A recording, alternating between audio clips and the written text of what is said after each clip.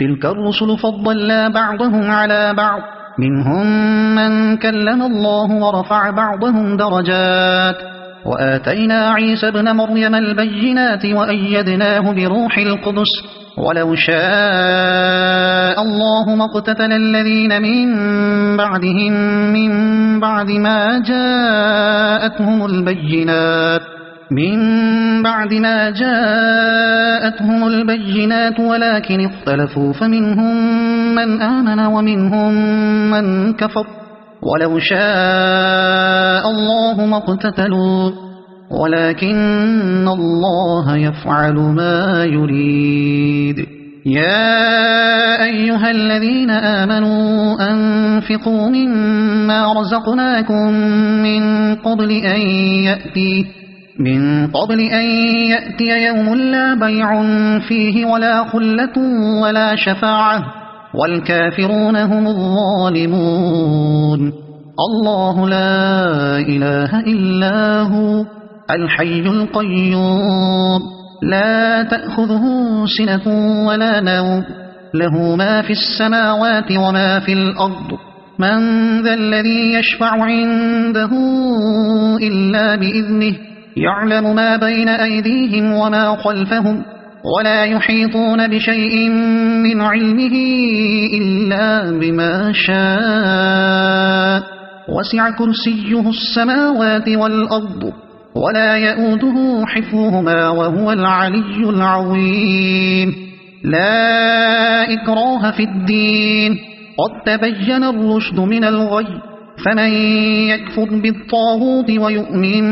بالله فقد استمسك بالعروة الوثقى لا انفصام لها والله سميع عليم. الله ولي الذين آمنوا يخرجهم من الظلمات إلى النور والذين كفروا أولياؤهم الطاغوت يخرجونهم من النور إلى الظلمات أولئك أصحاب النار هم فيها خالدون. ألم تر إلى الذي حاج إبراهيم في ربه أن آتاه الله الملك إذ قال إبراهيم ربي الذي يحيي ويميت قال أنا أحيي وأميت قال إبراهيم فإن الله يأتي بالشمس من المشرق فأت بها من المغرب فبهت الذي كفر والله لا يهدي القوم الظالمين. أو كالذي مر على قرية وهي خاوية على عروشها قال أنى يحيي هذه الله بعد موتها فأماته الله 100 عام ثم بعثه قال كم لبثت قال لبثت يوما أو بعض يوم قال بل لبثت 100 عام فانظر إلى طعامك وشرابك لم يتسنه وانظر إلى حمارك ولنجعلك آية للناس وانظر إلى العظام كيف ننشزها ثم نكسوها لحما فلما تبين له قال أعلم أن الله على كل شيء قدير. وإذ قال إبراهيم رب أرني كيف تحيي الموتى قال أولم تؤمن قال بلى ولكن ليطمئن قلبي قال فخذ 4 من الطير فصرهن إليك ثم اجعل على كل جبل منهن جزءا ثم ادعهن يأتينك سعيا واعلم أن الله عزيز حكيم. مثل الذين ينفقون أموالهم في سبيل الله كمثل حبة أنبتت 7 سنابل في كل سنبلة 100 حبة والله يضاعف لمن يشاء والله واسع عليم. الذين ينفقون أموالهم في سبيل الله ثم لا يتبعون ما أنفقوا ثم لا يتبعون ما أنفقوا منا ولا أذى لهم أجرهم عند ربهم ولا خوف عليهم ولا هم يحزنون قول معروف ومغفرة خير من صدقة يتبعها أذى والله غني حليم يا أيها الذين آمنوا لا تبطلوا صدقاتكم بالمن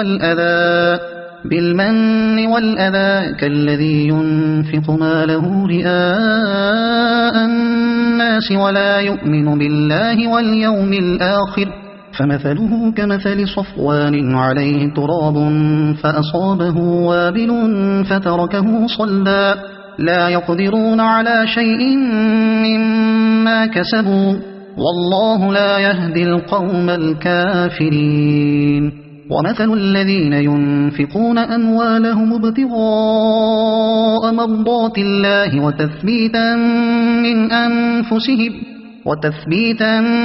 من أنفسهم كمثل جنة بربوة أصابها وابل فآتت أكلها ضعفين فإن لم يصبها وابل فطل والله بما تعملون بصير أيود أحدكم أن تكون له جنة من نخيل وأعناب تجري من تحتها الأنهار له فيها من كل الثمرات وأصابه الكبر وله ذرية ضعفاء فأصابها إعصار فيه نار فاحترقت كذلك يبين الله لكم الآيات لعلكم تتفكرون يا أيها الذين آمنوا أنفقوا من طيبات ما كسبتم ومما أخرجنا لكم من الأرض ولا تيمموا الخبيث منه تنفقون ولستم بآخذيه إلا أن تغمضوا فيه واعلموا أن الله غني حميد الشيطان يعدكم الفقر ويأمركم بالفحشاء والله يعدكم مغفرة منه وفضلا والله واسع عليم يؤتي الحكمة من يشاء ومن يؤت الحكمة فقد أوتي خيرا كثيرا وما يذكر إلا أولو الألباب وما أنفقتم من نفقة أو نذرتم من نذر فإن الله يعلمه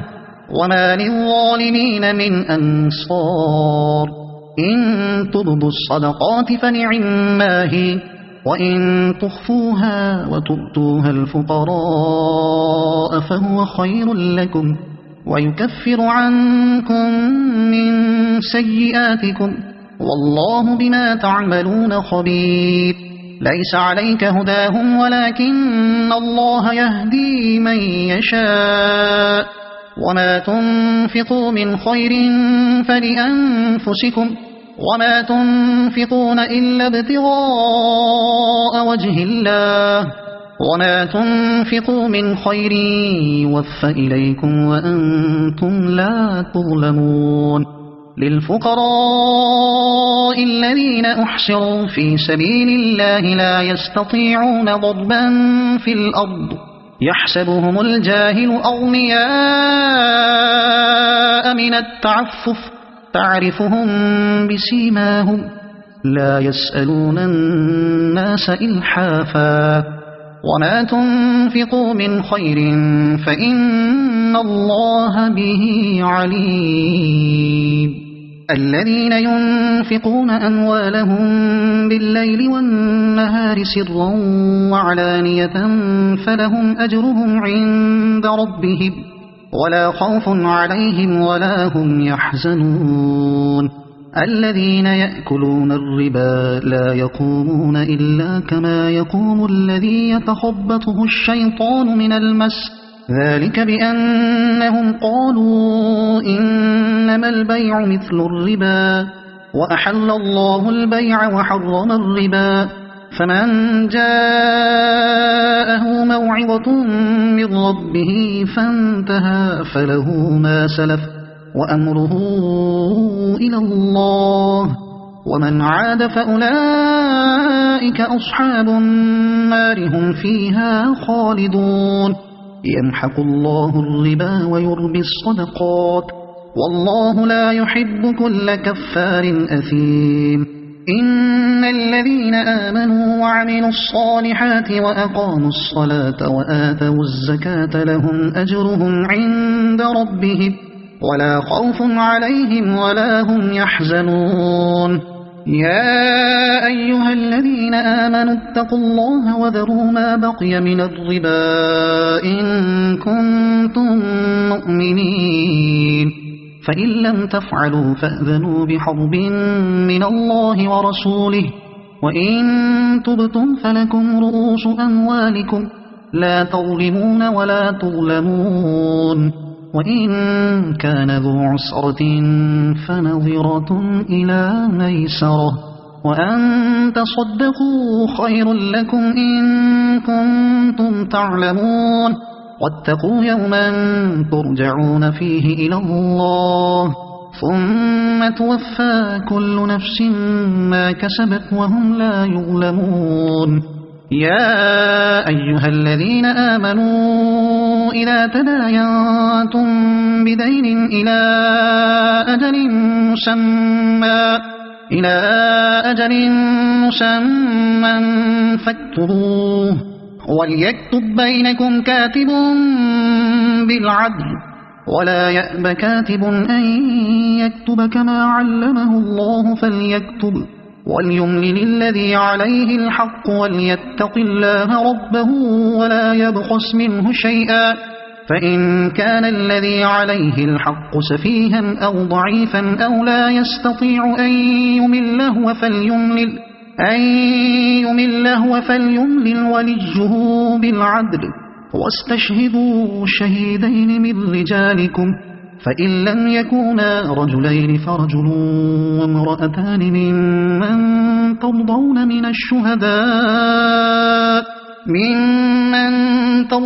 من الشهداء أن تضل إحداهما فتذكر إحداهما الأخرى ولا يأبى الشهداء إذا ما دعوا ولا تسأموا أن تكتبوه صغيرا أو كبيرا إلى أجله ذلكم أقسط عند الله وأقوم للشهادة وأدنى ألا ترتابوا إلا أن تكون تجارة حاضرة تديرونها بينكم فليس عليكم جناح ألا تكتبوها وأشهدوا إذا تبايعتم ولا يضار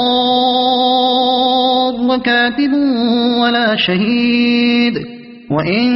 تفعلوا فإنه فسوق بكم واتقوا الله ويعلمكم الله والله بكل شيء عليم وإن كنتم على سفر ولم تجدوا كاتبا فرهان مقبوضة فإن أمن بعضكم بعضا فليؤد الذي اؤتمن أمانته وليتق الله ربه ولا تكتموا الشهادة ومن يكتمها فإنه آثم قلبه والله بما تعملون عليم لله ما في السماوات وما في الأرض وإن تبدوا ما في أنفسكم أو تخفوه يحاسبكم به الله فيغفر لمن يشاء ويعذب من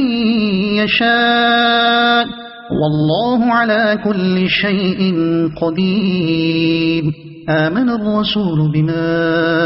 أنزل إليه من ربه والمؤمنون كل آمن بالله وملائكته وكتبه ورسله لا نفرق بين أحد من رسله وقالوا سمعنا وأطعنا غفرانك ربنا وإليك المصير لا يكلف الله نفسا إلا وسعها لها ما كسبت وعليها ما اكتسبت ربنا لا تؤاخذنا إن نسينا أو أخطأنا ربنا ولا تحمل علينا إصرا كما حملته على الذين من قبلنا ربنا ولا تحملنا ما لا طاقة لنا به واعف عنا واغفر لنا وارحمنا أنت مولانا فانصرنا على القوم الكافرين بسم الله الرحمن الرحيم ألف لام ميم الله لا إله إلا هو الحي القيوم نزل عليك الكتاب بالحق مصدقا لما بين يديه وأنزل التوراة والإنجيل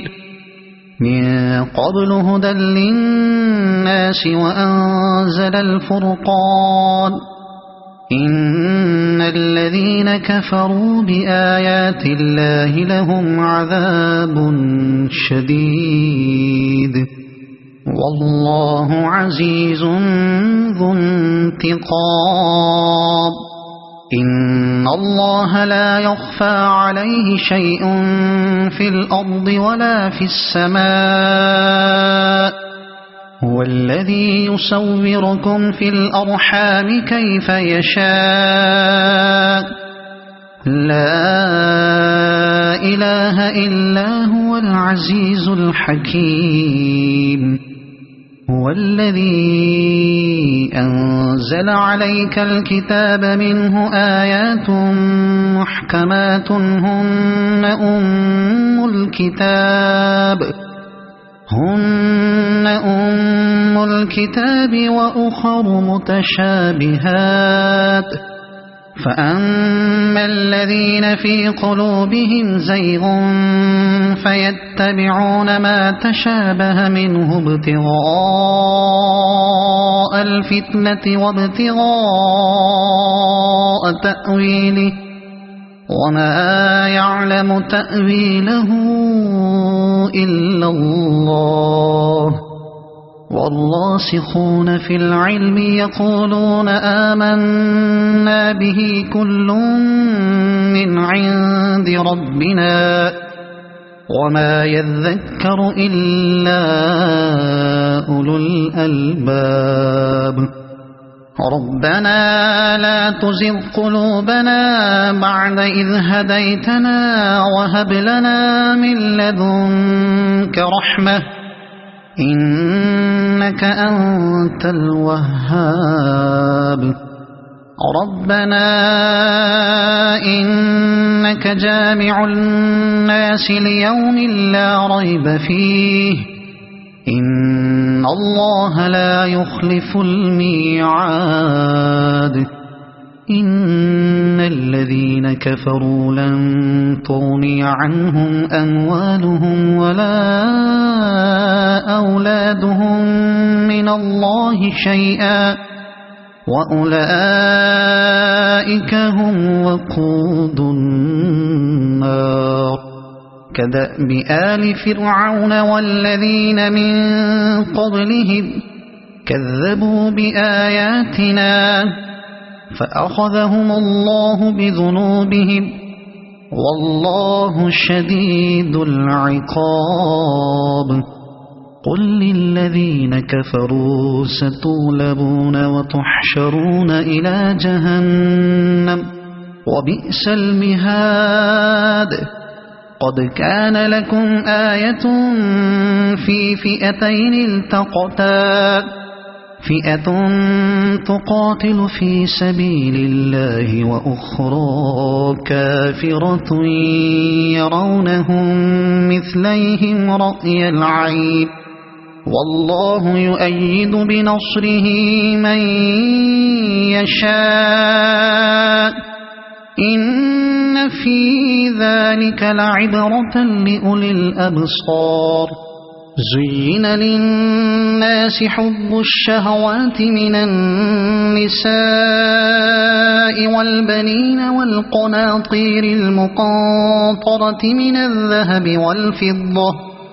من الذهب والفضة والخيل المسومة والأنعام والحرث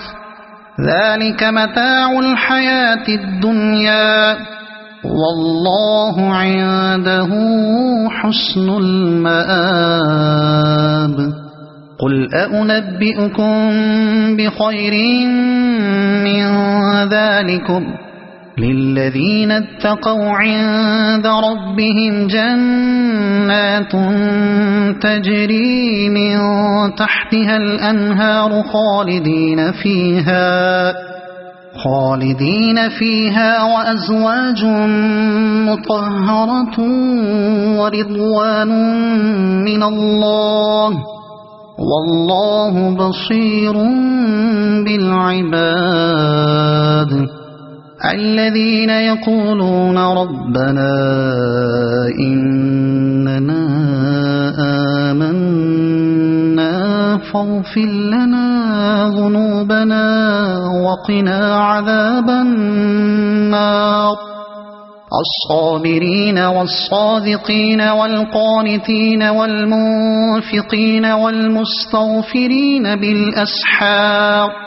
شهد الله أنه لا إله إلا هو والملائكة وأولو العلم قائما بالقسط لا إله إلا هو العزيز الحكيم إن الدين عند الله الإسلام وما اختلف الذين أوتوا الكتاب إلا من بعد ما جاءهم العلم بغيا بينهم ومن يكفر بآيات الله فإن الله سريع الحساب فإن حاجوك فقل أسلمت وجهي لله ومن اتبعني وقل للذين أوتوا الكتاب والأميين أأسلمتم فإن أسلموا فقد اهتدوا وإن تولوا فإنما عليك البلاغ والله بصير بالعباد إن الذين يكفرون بآيات الله ويقتلون النبيين بغير حق ويقتلون الذين يأمرون بالقسط من الناس فبشرهم بعذاب أليم أولئك الذين حبطت أعمالهم في الدنيا والآخرة وما لهم من ناصرين ألم تر إلى الذين أوتوا نصيبا من الكتاب يدعون إلى كتاب الله ليحكم بينهم ثم يتولى فريق منهم وهم معرضون ذلك بأنهم قالوا لن تمسنا النار إلا أياما معدودات وغرهم في دينهم ما كانوا يفترون فكيف إذا جمعناهم ليوم لا ريب فيه ووفيت كل نفس ما كسبت وهم لا يظلمون قل اللهم مالك الملك تؤتي الملك من تشاء وتنزع الملك ممن تشاء وتعز من تشاء وتذل من تشاء بيدك الخير إنك على كل شيء قدير تولج الليل في النهار وتولج النهار في الليل وتخرج الحي من الميت وتخرج الميت من الحي وترزق من تشاء بغير حساب لا يتخذ المؤمنون الكافرين أولياء من دون المؤمنين ومن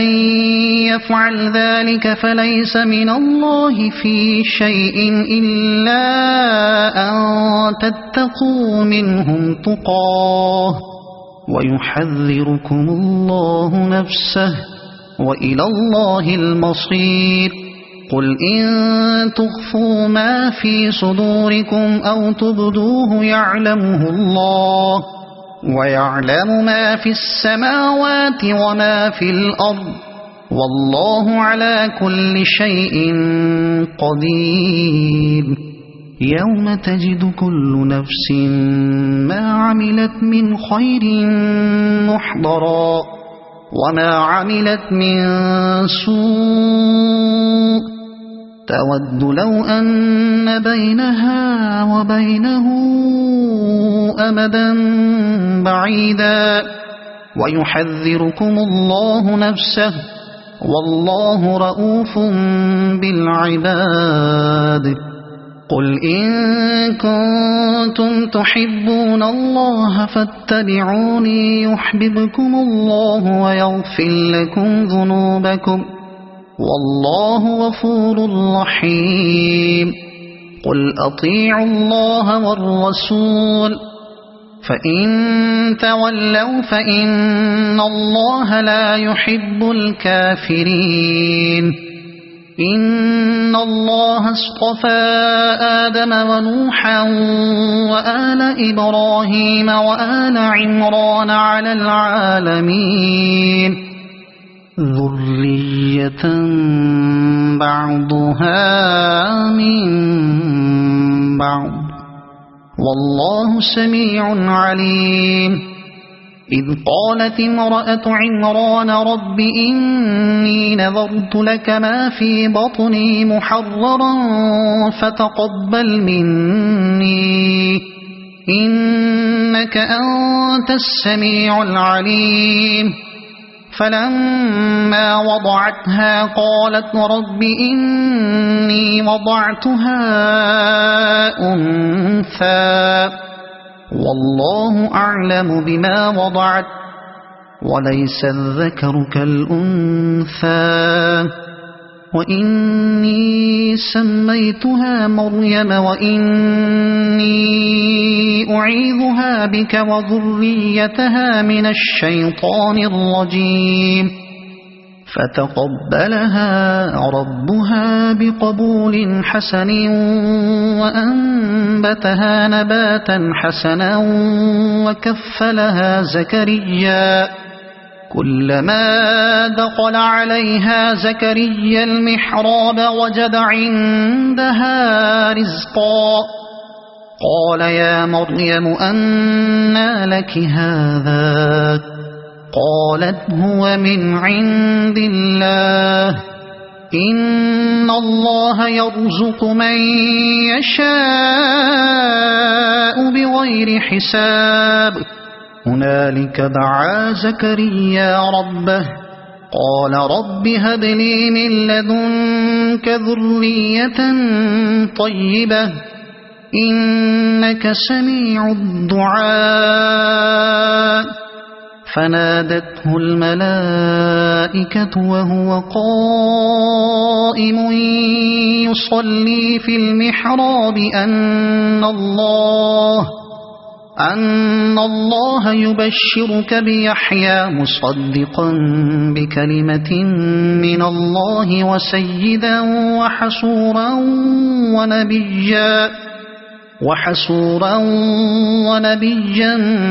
من الصالحين. قال رب أنى يكون لي غلام وقد بلغني الكبر وامرأتي عاقر. قال كذلك الله يفعل ما يشاء. قال رب اجعل لي آية. قال آيتك ألا تكلم الناس 3 أيام إلا رمزا واذكر ربك كثيرا وسبح بالعشي والإبكار. وإذ قالت الملائكة يا مريم إن الله اصطفاك وطهرك واصطفاك على نساء العالمين. يا مريم اقنتي لربك واسجدي واركعي مع الراكعين.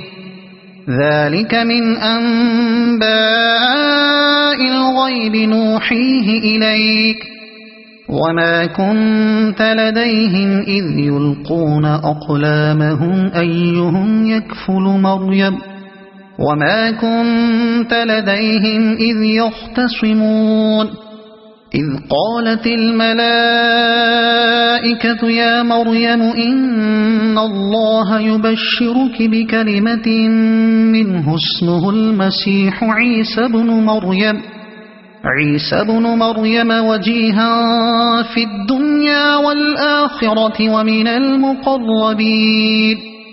ويكلم الناس في المهد وكهلا ومن الصالحين. قالت رب أنى يكون لي ولد ولم يمسسني بشر. قال كذلك الله يخلق ما يشاء. إذا قضى أمرا فإنما يقول له كن فيكون. ويعلمه الكتاب والحكمة والتوراة والإنجيل ورسولا إلى بني إسرائيل أني قد جئتكم بآية من ربكم أني أخلق لكم من الطين كهيئة الطير فأنفخ فيه فيكون طيرا بإذن الله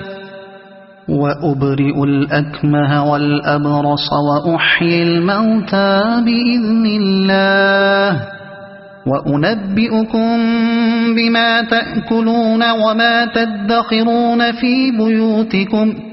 إن في ذلك لآية لكم إن كنتم مؤمنين. ومصدقا لما بين يدي من التوراة ولأحل لكم بعض الذي حرم عليكم وجئتكم بآية من ربكم فاتقوا الله وأطيعون. إن الله ربي وربكم فاعبدوه هذا صراط مستقيم. فلما أحس عيسى منهم الكفر قال من أنصاري إلى الله قال الحواريون نحن أنصار الله آمنا بالله واشهد بأننا مسلمون. ربنا آمنا بما أنزلت واتبعنا الرسول فاكتبنا مع الشاهدين. ومكروا ومكر الله والله خير الماكرين. إذ قال الله يا عيسى إني متوفيك ورافعك إلي ومطهرك من الذين كفروا وجاعل الذين اتبعوك فوق الذين كفروا إلى يوم القيامة ثم إلي مرجعكم فأحكم بينكم فيما كنتم فيه تختلفون فأما الذين كفروا فأعذبهم عذابا شديدا في الدنيا والآخرة وما لهم من ناصرين وأما الذين آمنوا وعملوا الصالحات فيوفيهم أجورهم والله لا يحب الظالمين ذلك نتلوه عليك من الآيات والذكر الحكيم إن مثل عيسى عند الله كمثل آدم خلقه من تراب ثم قال له كن فيكون الحق من ربك فلا تكن من الممترين فمن حاجك فيه من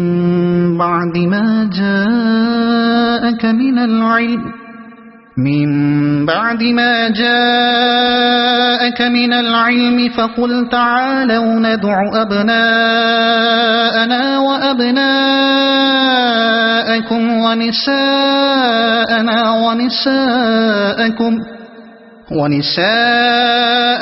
ونساءكم وأنفسنا وأنفسكم ثم نبتهل فنجعل لعنة الله على الكاذبين إن هذا لهو القصص الحق وما من إله إلا الله وإن الله لهو العزيز الحكيم فإن تولوا فإن الله عليم بالمفسدين قل يا أهل الكتاب تعالوا إلى كلمة سواء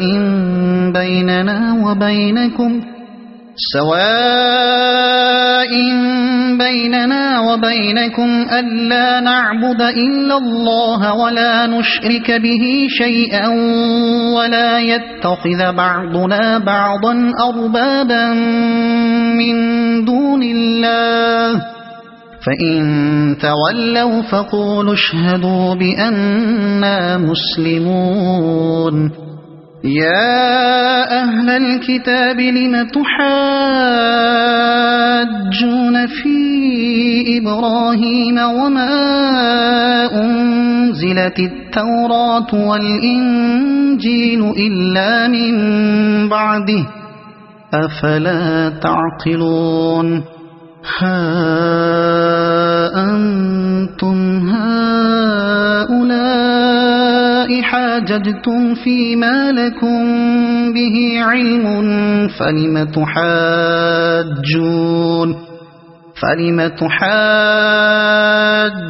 فيما ليس لكم به علم والله يعلم وأنتم لا تعلمون ما كان إبراهيم يهوديا ولا نصرانيا ولكن كان حنيفا مسلما وما كان من المشركين إن أولى الناس بإبراهيم للذين اتبعوه وهذا النبي والذين آمنوا والله ولي المؤمنين ودت طائفة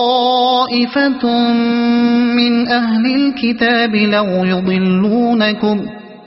وما يضلون إلا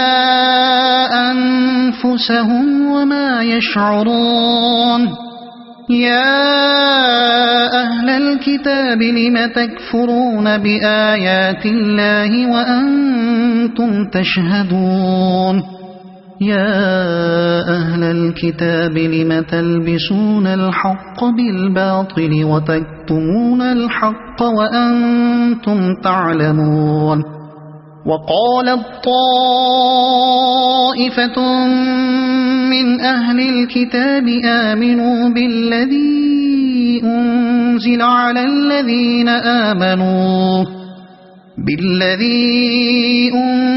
على الذين آمنوا وجه النهار واكفروا آخره لعلهم يرجعون ولا تؤمنوا إلا لمن تبع دينكم قل إن الهدى هدى الله أن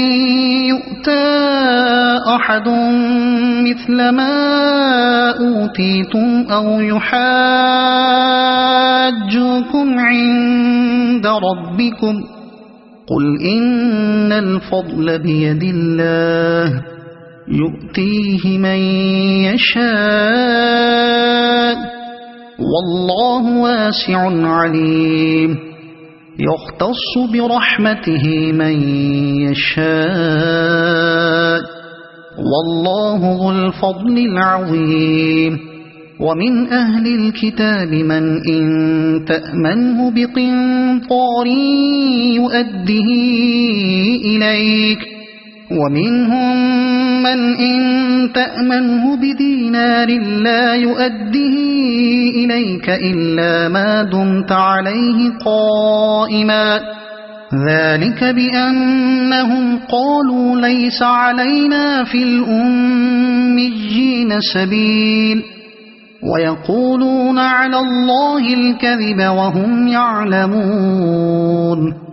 بلى من أوفى بعهده واتقى فإن الله يحب المتقين إن الذين يشترون بعهد الله وأيمانهم ثمنا قليلا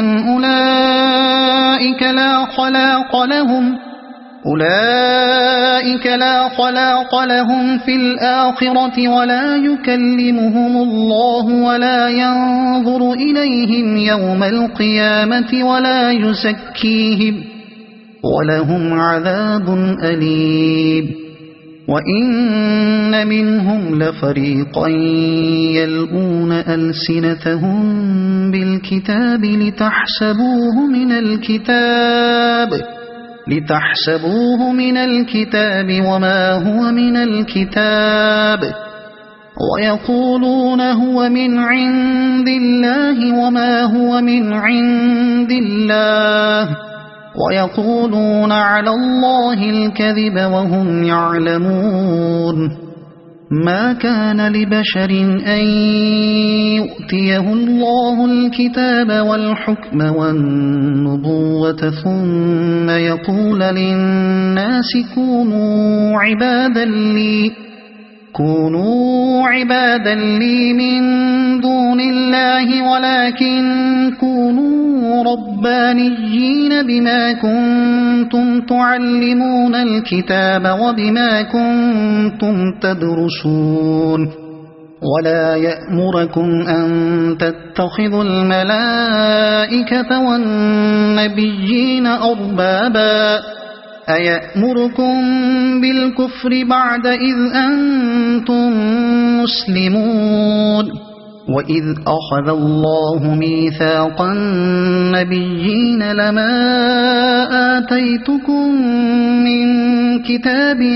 وحكمة ثم جاءكم رسول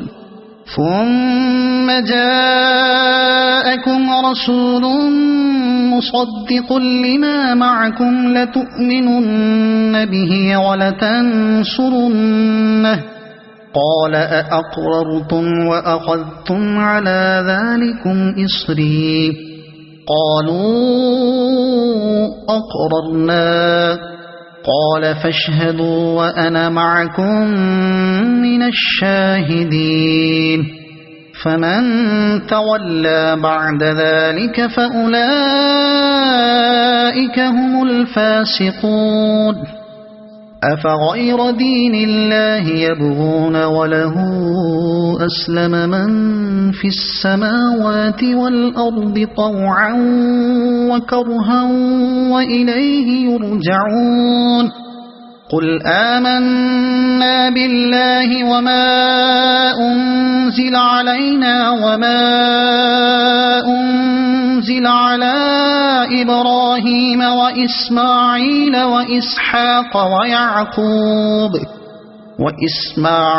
وإسحاق ويعقوب والأسباط وما أوتي موسى وعيسى والنبيون من ربهم لا نفرق بين أحد منهم ونحن له مسلمون ومن يبتغ غير الإسلام دينا فلن يقبل منه وهو في الآخرة من الخاسرين كيف يهدي الله قوما كفروا بعد إيمانهم وشهدوا أن الرسول حق وجاءهم البينات والله لا يهدي القوم الظالمين أولئك جزاؤهم أن عليهم لعنة الله والملائكة والناس أجمعين خالدين فيها لا يخفف عنهم العذاب ولا هم ينظرون إلا الذين تابوا من بعد ذلك وأصلحوا فإن الله غفور رحيم إن الذين كفروا بعد إيمانهم ثم ازدادوا كفرا لن تقبل توبتهم وأولئك هم الضالون إن الذين كفروا وماتوا وهم كفار فلن يقبل من أحدهم ملء الأرض ذهبا ولو افتدى به أولئك لهم عذاب أليم وما لهم من ناصرين